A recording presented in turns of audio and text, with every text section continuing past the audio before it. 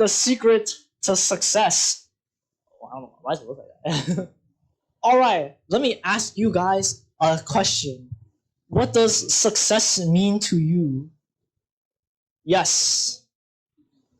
When you finish something? Okay, that's good. That's a good example. William, what does success mean to you?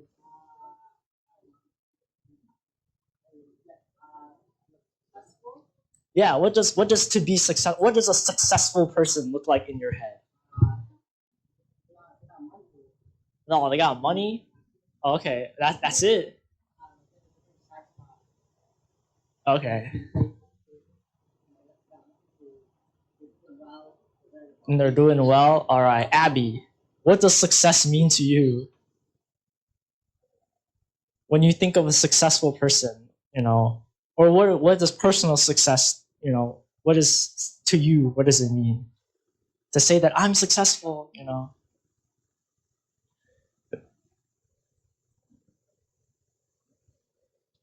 Yeah. Well, what would make you satisfied with your life? To think when you think back, man, I did a good job. What's your metric? Wait, sorry, say that again. When you finish something, okay, great. All right. So, could it also mean, getting into like the right high school that you want to, or even the right college? That's what some people define their success as. Like when you're in middle school, you think, oh man, if only I can get into the right high school that I want to. And then when you're in high school, you think, man, if only I can get into the get to Harvard or something, then that means I'll be a successful person. Or getting a job. If you get a lot of money, maybe that could be what success means to you. Oh yeah, bro, that money. All right. Now, what are some ways do you think that you guys can become successful? I guess you lock in for real. How would you do that? What's locking in? But focus on what? Working hard. Is it studying? Is it doing what you're good at? Maybe, or is it just luck? Some people are just lucky. They just they're born into $1 million, and then they're automatic. Yeah, like sometimes your worst day could be someone else's best day. So maybe it's just luck. You know, Now when you work hard, do you always get what you want? No. And then if you don't, what do you guys do? If you do something and you're not immediately good at, like for me, sometimes when I try something out and I'm not immediately good at it, I just give up. I just do something else. You guys do that, William. You work smarter, not harder. Okay, yeah. All right, William. You know, have you ever done something where you started out, you're like, wow, I'm so good at this, and then you're actually not good at it, and you're like, wow, this sucks. This sucks.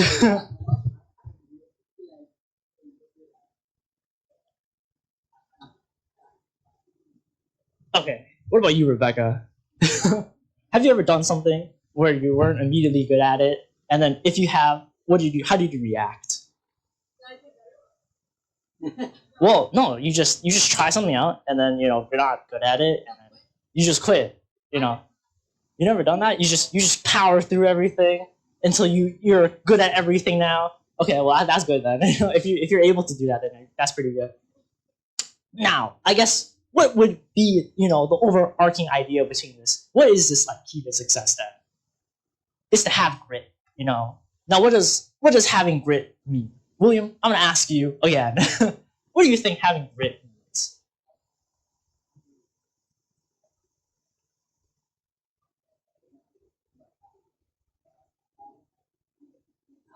A strong mentality. Okay. Well, I guess we're gonna look at an example of someone in the Bible who had a lot of grit and using that to succeed. All right, we're gonna talk about the story of Nehemiah and the wall. All right, I guess I have to give some background. All right, so Nehemiah, he's like the king's cupbearer in like Persia, and basically he comes back to Jerusalem, and Jerusalem, its walls were like broken. I don't know if you guys saw like the Odyssey where they invade Troy and like just like destroy everything. Basically, they did that to Jerusalem. I think like Rome did that to Jerusalem. So he comes back to Jerusalem and sees that, everything is destroyed. He said the walls of Jerusalem is broken down and its gates have been burned with fire. So basically he comes back and the whole place is like destroyed. Now, see, Jerusalem's walls, they're important for any kind of city back then, because there's a representation of their security and protection. And since they just got sacked by Rome, I think, everything was destroyed. So let's read the story of what Nehemiah did in Nehemiah 2, verses 16 to 20. All right. I guess I'll just read it. All right. The officials did not know where I had gone or what I was doing, because as yet I had said nothing to the Jews or priests or nobles or officials or any others who would be doing the work. Then I said to them, "You see the trouble we are in? Jerusalem lies in ruins, and its gates have been burned with fire. Come, let us rebuild the wall of Jerusalem, and we will no longer be in disgrace." I also told them about the gracious hand of my God on me and what the king had said to me. They replied, "Let us start rebuilding." So they began this good work. But then Sanballat, the Haronite, Tobiah, the Ammonite official, and Geshem, the Arab, heard about it. They mocked and ridiculed us. "What is this you are doing?" they asked. "Are you rebelling against the king?" I answered them by saying, "The God of heaven will give us success. We, his servants, will start rebuilding. But as for you, you have no share in Jerusalem or any claim or historic right to it." All right, guys. So what just happened in this story? It's I guess not a lot had happened, but Rebecca. Why do you keep calling the people when you call them? I'm just Well, if you were paying attention, what happened? well, come on. You're Eddie, your best guess. How about you, the kid behind you, behind Rebecca? You don't know what happened? No. How about you? What happened? Wait, no. It's like the Tampa and baby. Okay, yeah. And then what happened? Okay, William. Now it falls on you. What happened? Which happened? It's like there's only one thing that really happened. Oh, Sharon. What happened? Go back a slide. Okay, I'll go back a slide. This. Good enough. Okay, so they're rebelling against the king, and they're very bad. And there's trials. Okay, nice try, guys. But see, yeah, you guys gotta lock in more. Anyway, this is pretty simple. This guy, Charles of Jerusalem, he looks at the wall and says, "Wow, this wall's broken. Let's rebuild it." And then the second thing that happens is some random folks around there. They kind of look at him and they're like, "What the heck? Why you trying to rebuild a wall? Shame on you!" So basically they're gonna do this. They're gonna build a wall, but it's not gonna happen like one by one. It's just this one guy. He comes to this one place and he's like, "Hey, let's start gathering people. Let's do this. Let's go put down the wall again, one brick at a time." And I think this reflects how most goals work the same way. All right, and in order for him to succeed, it's basically just a lot of small things that have to happen at once. Basically, he has to lay down every brick, one by one. But he's slowly gathering more and more people, even though there's some opposition. Some people are like, why are you doing this? But he's trying to gather more than one person to do this and help him out. And basically, success is just a lot of small things coming together. So you don't have to suddenly build a wall, completely. You don't have to become a straight A student immediately. You just study a little bit tonight. You lock in. You don't have to be great at basketball. I don't know how to say that. You have to go practice. You don't suddenly become an amazing pianist. Oh yeah, see, you practice every day. You don't just some people they. Yeah, but you've been probably practicing for years. If you practice just a little bit every single week, and then over 5-6 years, suddenly you're great at piano. Yeah. Anyway, let's see what the opposition had to say about this wall in Nehemiah 4 verses 1 to 3. All right, let me pick someone to read this. William, you should hear.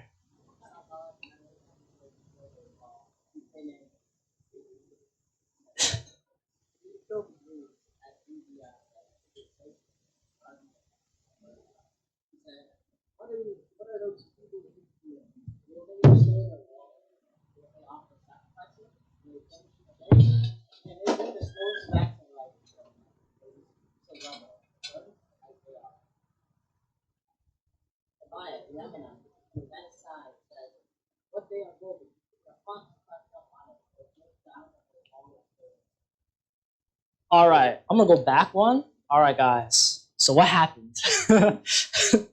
Simple question again. All right, what happened in Nehemiah 4? Let me. Okay. Yeah. Yeah. Yeah. Correct. So what just happened was they started building a wall, but they laid down the foundation, and then this homie Tobiah, he comes up and goes by Nehemiah's side and is like, "What are you guys even doing? Look at that puny wall. Even a fox can climb over it. This is hopeless. You should just give up right now. This wall, it'll take you 1,000,000 years to complete. You'll never do it." All right, that gets to the next point. So let's imagine this scenario. You're struggling to build something like a wall, and someone is standing there telling you, "Man, you're terrible at this." How would you guys feel? William, how would you feel? You go do it, okay? Yeah. Well, how would you feel? If you were, let's say you're working on your comp sci project, and your comp sci friend comes up to you and was like, "Man, your code sucks. This will never work." Yeah. Will you actually work harder? Really? Okay. Let's say you're studying for an exam, right? And then let's say you failed your last chemistry exam or something. Yeah, and then your friend goes up to you and it's like, "Why are you even trying, man? Why? What? This is so hopeless."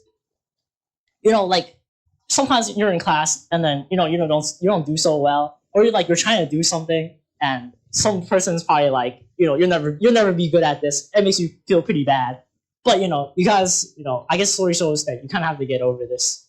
Now, Nehemiah kind of faces the same situation where he's trying to build this wall, and then there's 3 guys around him who are officials, and they're basically telling him stop doing this. It's useless. It's hopeless. Every step you build, it's not enough. But what does he do? Does he argue with them? William, does this guy argue? Does Nehemiah argue with Tobiah, the Ammonite?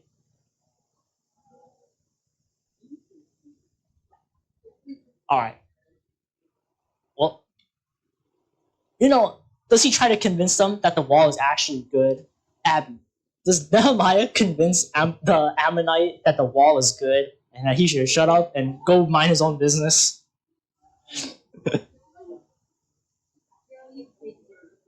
Okay, and then let's see. Does he stop because he's embarrassed? No. Okay. Basically, he doesn't do any of these things, right? He doesn't say, "Hey, go mind your own business." He doesn't say, "No, shut up." He doesn't say any of those things. At some point, you guys just have to, work on it and just mind, don't pay no mind to what others say. You do care, so you let them stop you. But what if it's your family? What if you're doing something and your family is like, "I don't want you to do that. You should do something else." What if you really want to join a club and your mom says, "I don't want you to do tennis. I want you to do something else." So you think yours is right always? Okay. So this is my life. Exactly. Okay.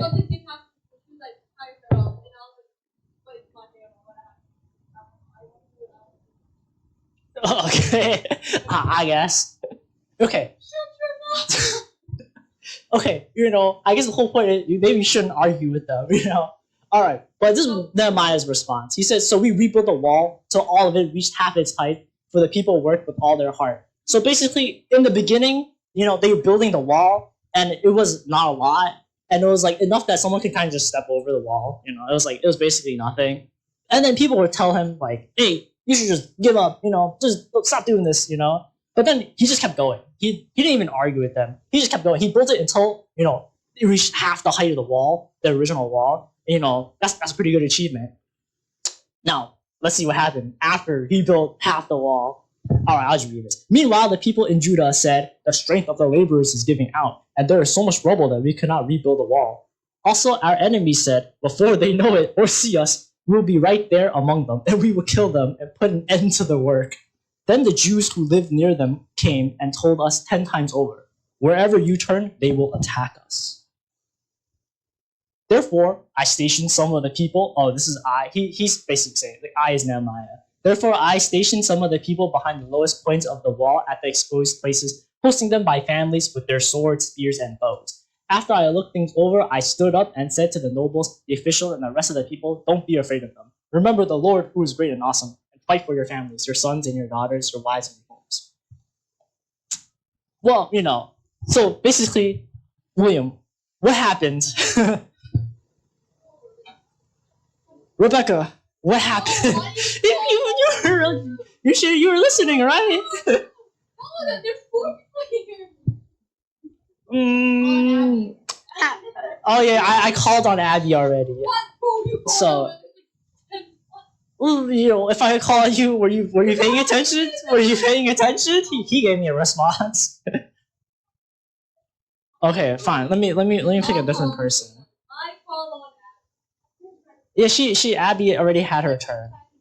All right. So let's do Sharon. Yeah. What happened? Well, I'll go back a slide too.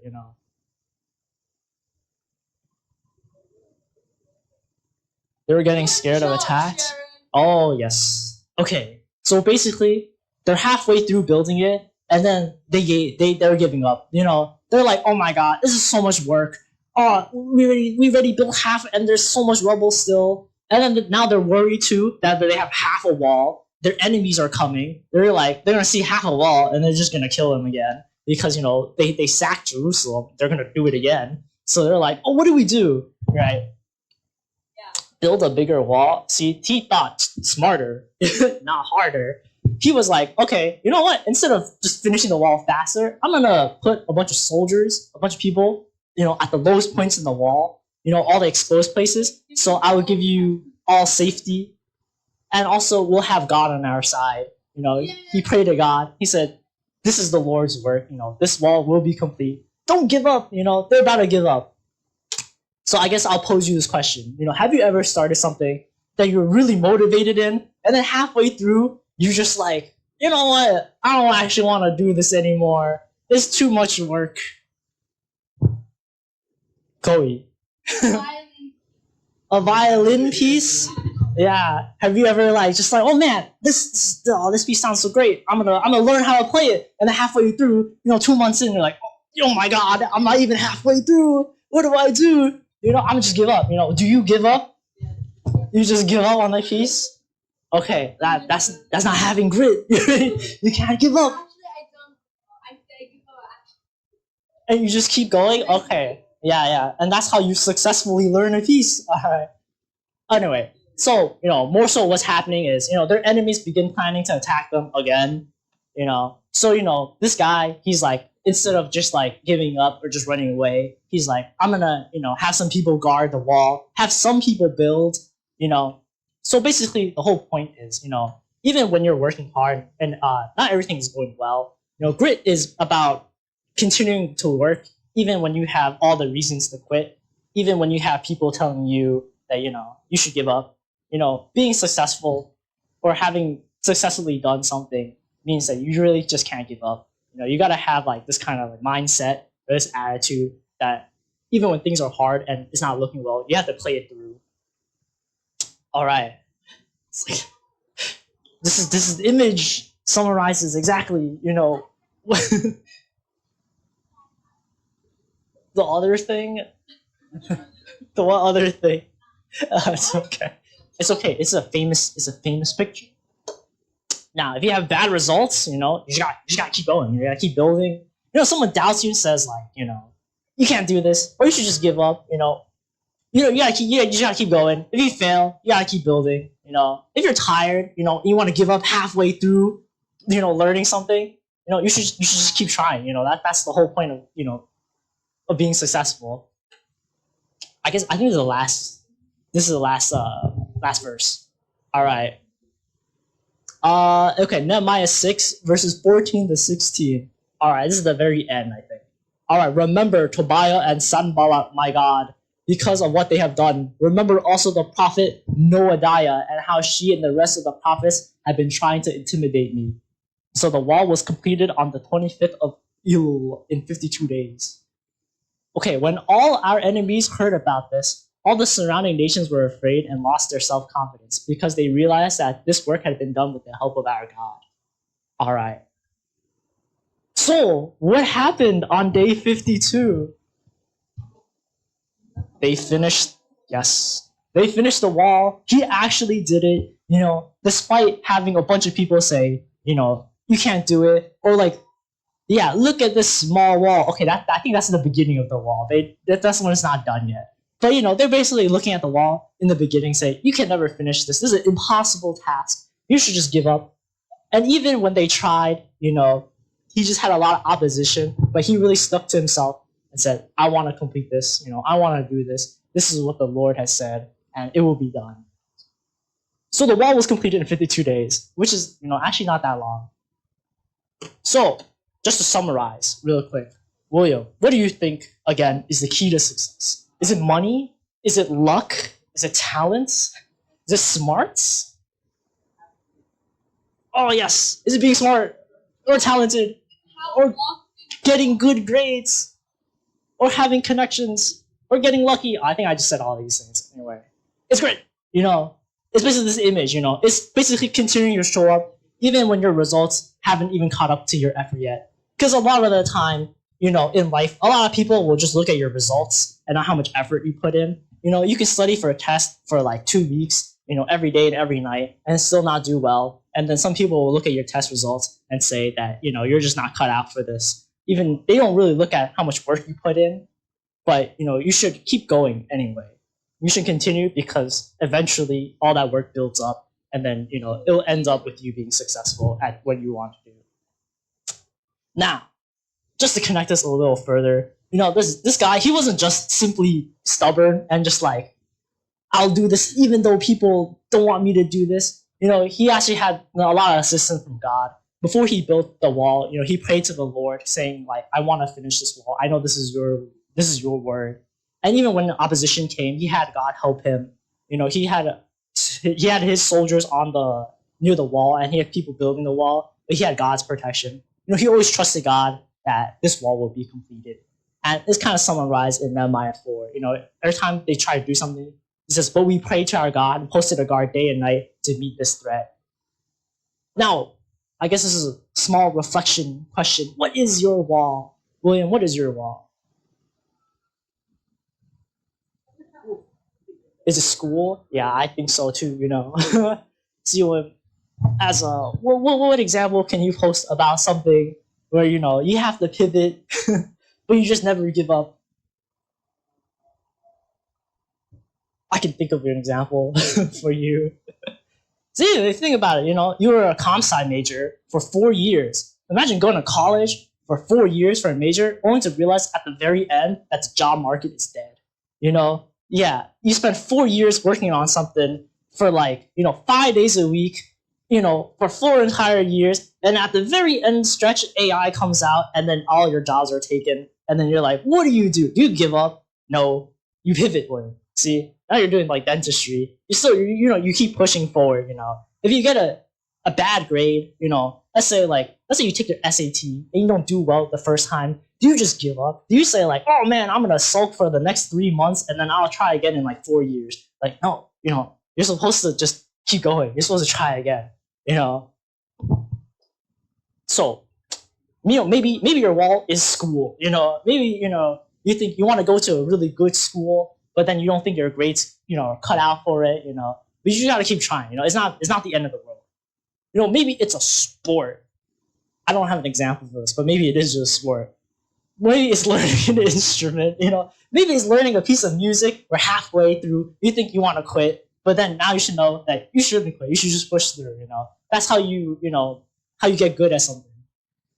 Or maybe it's your relationship with God. I know a lot of people, when something goes wrong, they just blame God. You say, I pray to God about this, like, oh, I want a good test score, and then you pray to God about it and you get a bad score anyway, and then you blame God. Maybe that's your fault. But it's not that you should just give up on it. You gotta keep going. Or maybe it's becoming more patient as a person. I guess that's kind of everything. Or it's something that you failed at. Yeah, maybe something that nobody even knows you're even working on. Anyway, essentially, I'm saying, if you guys want to be successful, you guys gotta push through no matter what, and you always have God on your side. All right, let's do our closing prayer then.